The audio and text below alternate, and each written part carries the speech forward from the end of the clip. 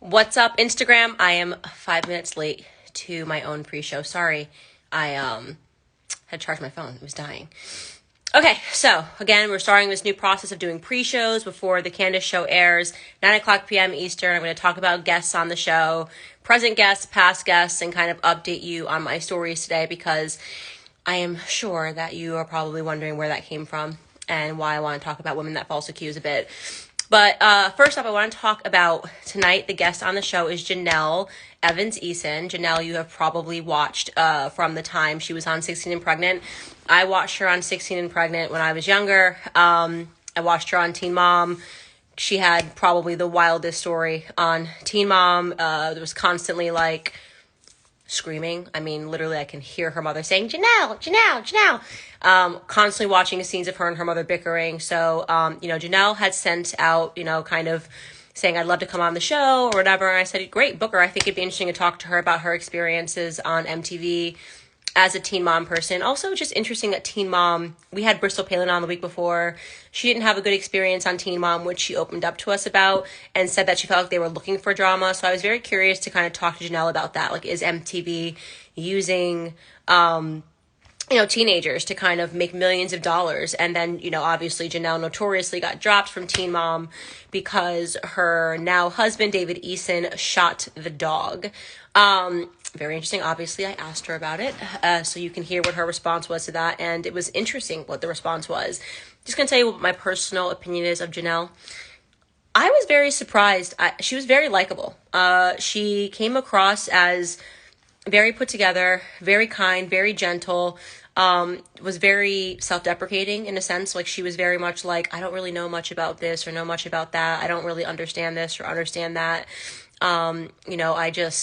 I am who I am. I make TikTok videos. She was very kind-hearted is the best way that I would say it. And I definitely asked her about her drug addictions in the past. And obviously, she has been vocal about that. We saw it on Teen Mom, so it's not like she was going to pretend she wasn't arrested, 27 times, however many times it was. And I wanted to really ask her about that. I remember there were literally episodes where she was nodding out. She was on heroin. And she, ahead of coming on the show, did not say, please don't ask me this or I can't say that. She was an open book. And, I feel bad for Teen Mom, people that are on the Teen Mom series for so long, because Janelle gave MTV 9 years of her life, right? From the time that she was a kid, now she's 29 years old, I think she told me. And then they just dropped her like a hot potato. They were fine to film her when she was nodding out on drugs. They were fine to film her when she was fighting with her mom. And then her boyfriend, her then boyfriend, shoots the dog. I think actually he was her husband at the time. And they make it seem like this was like, this is the reason we're cutting ties with her, whatever it is. And she, like I said, she has a very interesting response to what happened with that entire episode. So I think you guys will be really interested to see it. David Eason did not have the best opinion of him going into shooting it. I think MTV did a really good job of presenting him as just like a bad guy. And I could not have had a more different opinion of him when I met him. He, stood up straight, shook my hand, said, I'm a big fan. And, I'm really happy to be here. And thank you so much for doing this and allowing us to get our story out. And I think that's what happens on reality TV is they kind of decide on who the villain is and they paint you into a corner. I deeply respected. He told me, when they met, he was a welder, and you guys know how much I respect men who work with their hands, and he is just, he's a worker, you know what I mean? And stepped into this whole MTV world. He got canceled from the show, allegedly for saying homophobic comments. What he said, somebody asked him about, would he ever let his child hang out with a trans child or an adult that supports the trans movement, something like that. And he said no, because if you lay down with dogs, you get fleas. And they made a big deal out of it and made it seem like he was correlating trans people to dogs. But that's an expression, which means that, like, hang out with crazy people, do crazy things. Up to you if you would allow your child to hang out with, a family of trans kids or someone that believes you can pick your gender. But yeah, it was interesting. It was very interesting because like I said, I found them both to be very likable. It's very obvious to me that this girl is not on drugs anymore. I think that is so commendable that she got off of heroin. Not many people do that. So it was just interesting to see the adult and not the child that we were so used to seeing on TV. So I think you're going to see a different side to Janelle tonight, and allow her to answer for all of the things that she was canceled for and what her husband was canceled for. So I'm going to give them thumbs up. I was very pleasantly surprised. I liked Janelle and I liked David Easton. I thought he was a stand-up guy. Okay. Secondly, on the show, so this monologue that you're going to see is about Israel and Palestine, because I was so shocked when all the fighting was going on, people were hitting me up telling me that if I didn't use my platform to speak out for Israel or for Palestine, then somehow I was guilty.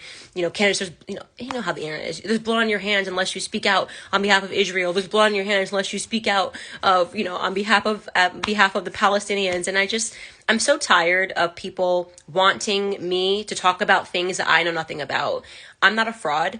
And that's kind of what I wanted to use this episode to tell you. I'm not a fraud. I'm not going to pretend that I became an expert on Middle Eastern conflicts overnight because it's trending on Twitter. And for every person that slid into my DMs and told me to be fraudulent and take a stance on something that is obviously very complicated, you don't need to follow me. I'm not going to speak because you want me to speak. I am not a circus animal. I don't do things. I am not one of those conservatives that you follow and pretend they know about everything. No matter what question you ask them, they're like, oh, here's my perspective, and they give you some really fake rehearsed answer. I can't stand it. I think there are so many people left and right that are just fake. You know what I mean? Like, to pretend they have an opinion and a passion about everything. I think if you know something and you care about something, speak out. If you don't, shut up.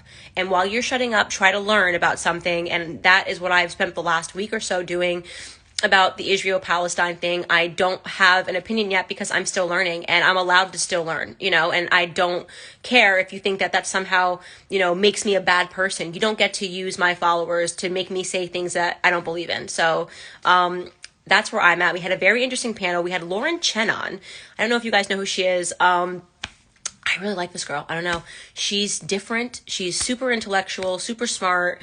And she really challenged Cabot Phillips, who works for Daily Wire, who, was very, passionately pro-Israel. And she was not, she wasn't like pro-Palestine or pro-Israel, but she kind of challenged him to there was a little bit of back forth there. And she's kind of like, making him explain his positions. And it was interesting because one of the things that she said that she pushed back on was that the idea that, because a lot of people were saying in order to be pro-American, you have to be pro-Israel. There's some quotation that people say, a lot of conservatives say. And she kind of very politely pushed back on that point and said, I'm Canadian. I would never say in order, we're allies, but it doesn't mean you should give people this either or, that unless you speak out and say something about Israel, then you're not pro-American. So you're going to see that back forth between them that I thought was super interesting. Respect them both. They were both great. And it was just awesome to see, I guess, just authenticity, where I think having the courage to just say, you know what, I don't know yet. That's kind of where I'm at. I'm like, I don't know enough about things, and I don't ever want to make you guys jump on a bandwagon until I know, that I know something. I just want to be authentic, and I want to keep being authentic. And I got into politics that way, and I want to just maintain that. So I think you guys will super enjoy the panel this week. So that's that.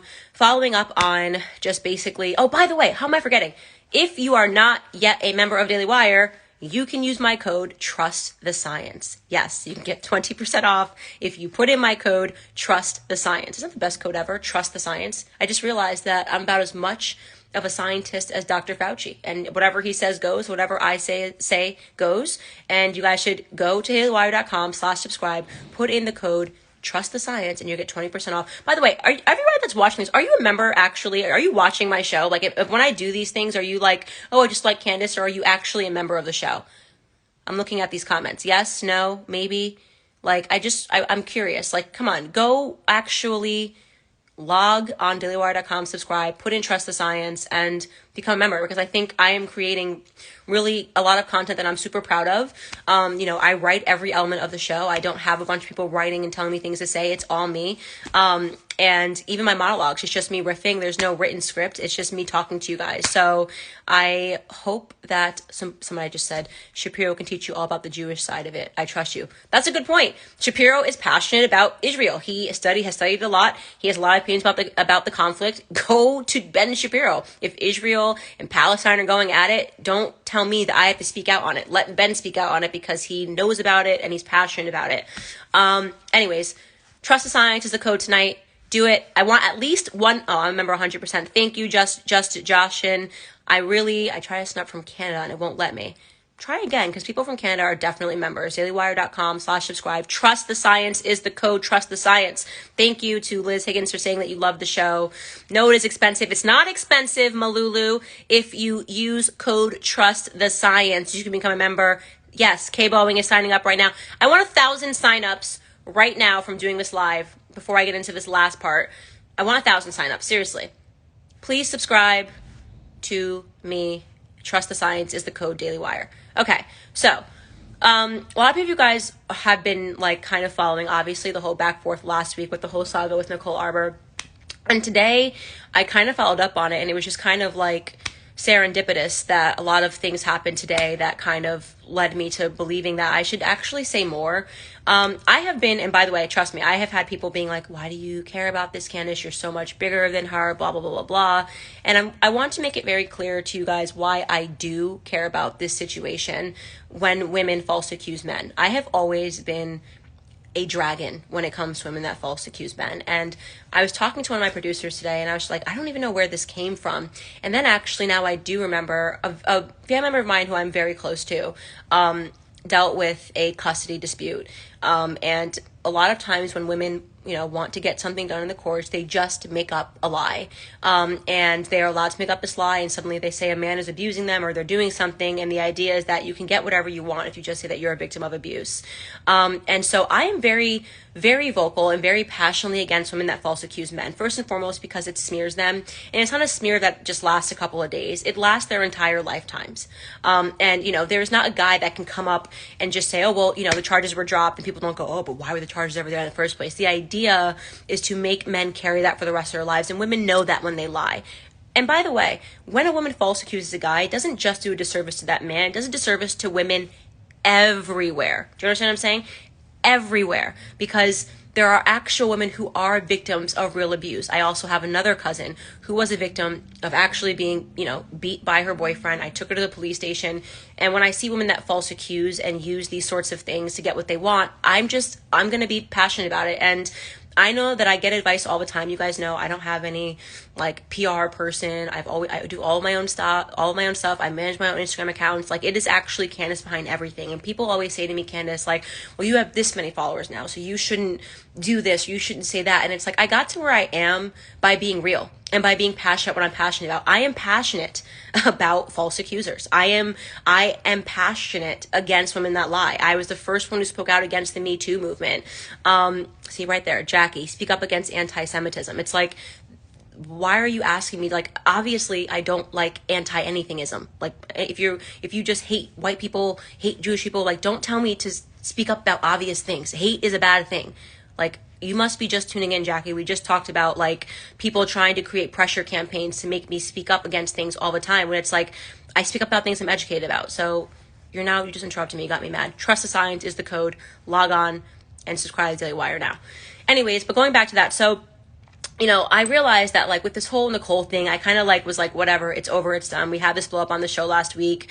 But in the process of this, I woke up this morning and somebody had sent me a link to an article, about Ryan Upchurch, and it had said that Nicole Arbor had wanted him to pull down a video on YouTube, and so she went to a domestic violence clinic in Tennessee, and to get them to help her guide to get him to take down this video that he put on social media. I'll walk you through that situation and tell you why I wanted to use my platform to defend him. First and foremost, I have never spoken to Ryan Upchurch in my life. So there was no collusion on the back end. He did not hit me up, be like, hey, could you help me out? Nothing. This is just me using my platform to defend men when they have a right to be defended, period. So I saw this thing and I went, whoa, this is crazy. Like, you went to a domestic violence clinic, said you were scared, and got people at that clinic to help you go to a judge and file an emergency injunctive relief. I think I said that right. Which is essentially when the judge can slap down something and say, like, until we decide what's right or what's wrong, you have to do this. And that something that she wanted done was for Ryan Upchurch to take down a video. Now, I'm going to tell you the background of that video because I actually saw the video, and the fact that she did this to me is like, this is crazy. This is literally crazy. Like, it's just like, how can you do this to somebody, and for what reason? So, the background of the feud is essentially, and from what I saw, obviously I was following her at the time. Nicole did a video, she did the video first, uploaded a video onto Instagram and was just like, I want to get ahead of this situation and tell you guys what's going on. I have a friend who left his wallet at my house, and I woke up and suddenly the police contacted me and said that I stole his wallet. And then she opens his wallet and is like, I didn't steal anything. Like, he left his wallet in my bathroom. I don't even know what's going on. Like, totally this whole like victim thing. And if you're like me and didn't know that she was dating the guy, nothing, you're like, oh, like, what a dirtbag Ryan Upchurch is. Like, why would Ryan Upchurch just accuse her of stealing a wallet and call the police on her? That was the video that she painted. I saw the video with my own two eyes. Opens the wallet, goes through it, and it's like, there's not even any money here. Why would I steal the wallet? Like, why would my friend do this to me? And then said, like, he's using it for publicity because he has an album coming out. So if you're a girl or a guy watching it, you're just like, man, what a horrible person Ryan Upchurch is, right? That was my thinking, right? Then Ryan Upchurch uploads a video, and this is obviously to defend himself because after that, a bunch of fans or non-fans went and started harassing him, being like, you're such a crappy person, you suck, you need to apologize for what you did, like, you suck, Ryan, you suck, you're horrible. And so obviously if you're a guy and all these people are saying like you did this horrible thing, you're going to defend yourself. So then he did a YouTube video, which I also saw from start to finish, and he just dropped facts. Like, I mean, he literally said, I'm going to take you through exactly what happened. And when I say brought receipts, he just played the entire text chain between her and him. There's no denying it. You're reading it. He literally dropped the text messages so you could read what happened. And clearly what happened was they were together at her house, his house, wherever the heck they were, got into a fight, and he left her house, right? And after he leaves her house or whatever Airbnb, wherever she's staying in Tennessee, like, she was like, come back, babe, like, come back. And he was like, no, I'm not coming back, I'm done.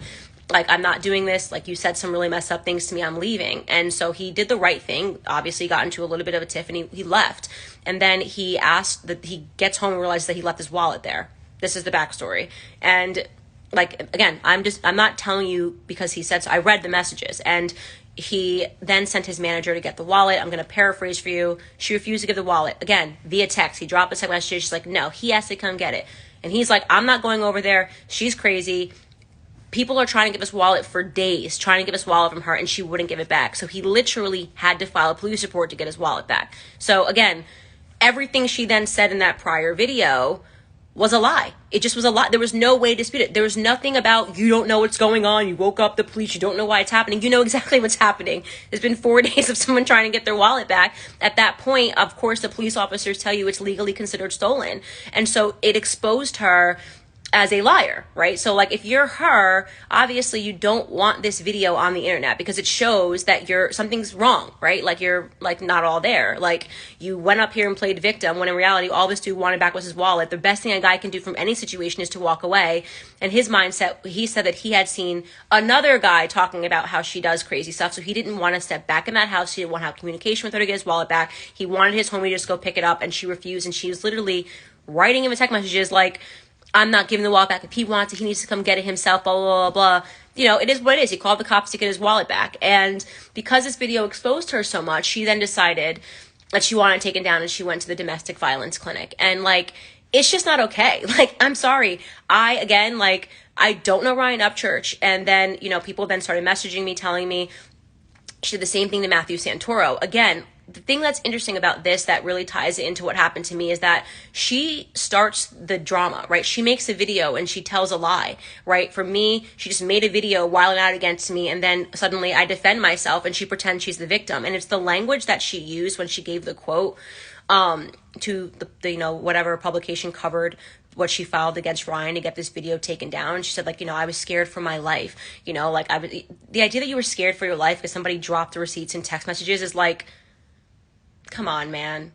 For real. Like, let's be serious. Like, let's be serious. And it was the exact same language that she used when she wanted us to take down the clip from the Daily Wire when she wanted that segment removed. She said the same exact thing. She said, and I'm paraphrasing here, she said, if this show airs, my life will be in danger. Like, these are very serious words to use. Like, your life will be in danger if we air what you said. It's not like I said something. Like, you put out allegations in the show. I didn't say any. I didn't say, you know, make those allegations. How would your life be in danger? And when a woman starts using language like, my life is going to be in danger, I'm scared for my life, like, about text messages, about a show, you know, that's dangerous rhetoric. And that's why I really wanted to issue that warning to conservatives, because I know that she kind of appeared out of nowhere in conservative circles, and we tend to be so embracing, and we should be, because, you know, sometimes people do have the lights turned on and, you know, suddenly are like, I want to, you know, rock with Trump and I want to do all this stuff, and great, like, the more the merrier. But when somebody is showing a pattern towards a lot of men,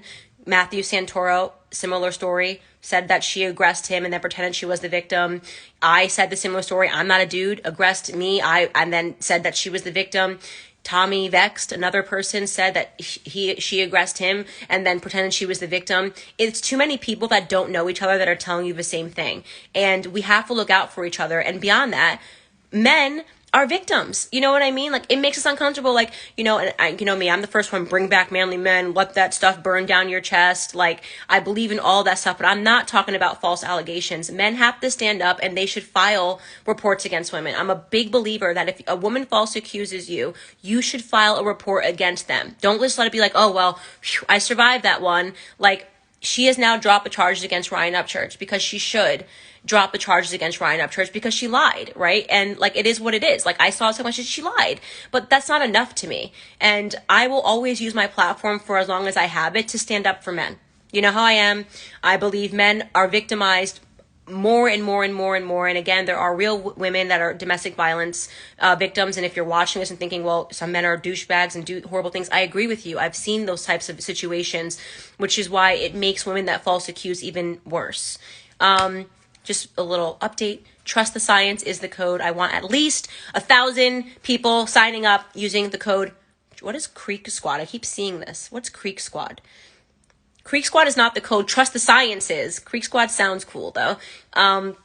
Trust the Science is the code. dailywire.com/subscribe. Trust the Science. And the science says that women that false accuse, like, I think there's a special place in hell for them. From the bottom of my heart, I genuinely hope that she gets help. You know what I mean? Because I think that there's some things not right there. Like, cause I don't understand people that create fires in their own life when things are going well. Like, I've never just been like, hey, here's this person, I'm just gonna, like, throw gasoline and light a fire and then go, oh, why is it hot in here? You know? So I hope she gets the help that she needs, but I do want to say, and again, everyone advising me, Candace, you're bigger than these people. It's not about being bigger than anybody. It's about what's right and what's wrong. I don't care if my platform is bigger than Ryan Upchurch's, who, you know, he's a country singer. He's got a big platform himself. I don't care if it's not, you don't just go, oh, well, I don't look at things that are bad anymore or speak about them because I have more followers. That means nothing. At the end of the day, we are trying to make the world better. We know that we have to deal with a lot of, you know, bad people. We have to deal with a lot of bad movements. The Me Too movement was a bad movement that allowed a lot of good men to be taken down based on allegations. And I will always use my platform as a woman to stand up for men that are false accused. Similarly, if you're a guy and you did do something, and I know you did something, you're going to get blasted too. It's like, you know, it is what it is. Too many false accusers in the world right now. Watch yourselves. You know what I mean? And if you have a platform to speak out about it, you should speak out about it. I'll answer some questions now. But first, I want 1,000 people watching this to use my code Trust the Science and watch the episode tonight. I will be on live again like I was last week, commenting and answering you guys to see what you think, especially about that back forth between Lauren Chen and Cabot Phillips. I think I just am interested in what you guys think. I'm always interested to hear your thoughts on my monologue. Candace, you're awesome. Creek Squad is Ryan Upchurch supporters. Oh, what's up, Creek Squad, if you're in here? Creek Squad are his fans. I like that. Does he live on a creek? Do I sound super ignorant? I like creeks. I fish. Thank you for sharing the truth. You are very welcome. You're always going to get it from me, even Nobody can advise me. My favorite Kanye tweet of all time, because it was just so me, is he tweeted, he was like, I fired my manager because I can't be managed. That's me. Like, all these people around me, Candace, do this to this. I'm just like, I gotta be Candace at the end of the day, at the end of every day. Monologues, you have no idea. Every time, Daily Wire, I write a monologue. I'm like, I want to talk about this. A couple of weeks ago, when I want to talk about vaccines, they were like, we can't talk about vaccines. I can't do it. We can't. It's just like, it's too sensitive. And I'm like, I want to talk about vaccines. Today, I want to talk about women that false accuse. Like, it is what it is. I am who I am. I will not be, put into a box. No one puts baby in the box. Or is baby in the corner? Nobody puts baby in the corner. I always just want to be honest with all of you guys about what I've seen, what I haven't seen, and who people are. Again, media says we're supposed to hate Janelle Evans and David Eason. Thought he was a stand-up dude. I thought Janelle Evans was a very sweet girl. She seems that she's turned a really big corner of her life. And trust me, I watched Teen Mom. I wish I could crap on her and be like, this drug addict showed up and was crazy. She was just really likable. And I hope you guys just give her a chance and hear her out. And just know that a 16-year-old, 17-year-old, 18-year-old, 19-year-old is not a 29-year-old, and her life has changed. And, I like her. That's all I can say. Any other questions? Creek Squad people, getting a lot of that. Code is Trust the Science. Sending love from the UK. You guys know I love you. I married one of you. I love you guys. Our future president, thank you. I will petition. I'm not sure what that means. I hope that means you're going to head to dailywire.com/subscribe and put in my code, Trust the Science. You gotta trust science. Trust science. The only way you can do is trust science. Why, Candace, why are you gay? That's, okay. Oh no, I think someone's responding to somebody else. Please run for president. Thank you guys. Any other questions? Get Tommy on the show. Maybe. I think he sings music, all right? And he has a great voice. It's a great sound. We need a Candace documentary. Love ya. I'll give you guys 2 more minutes for questions in case you have any. Please keep talking about these topics. Thank you. I think they're really important. And I know somewhere in the world, my producer's probably watching, being like, Candace, I said that you probably should just stay out of this one, but I can't. I'm sorry. I gotta defend dudes. I just got to. I think, men can be crappy, but you don't need to make them abusers because they're crappy. You know what I mean? You just be like, I don't like this dude. He sucks. That's it. You don't have to pretend that a guy did something to you. Candace, what's your opinion on Israel? You can watch the show tonight to get that. My opinion is part of the discussion of my monologue. Is stuff that happened in the past 2 years. Like I said, Janelle Evans addresses the thing about the dog.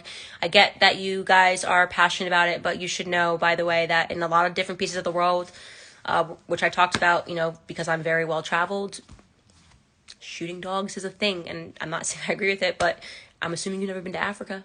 Your dog eats a potato chip off a table, they just go pop.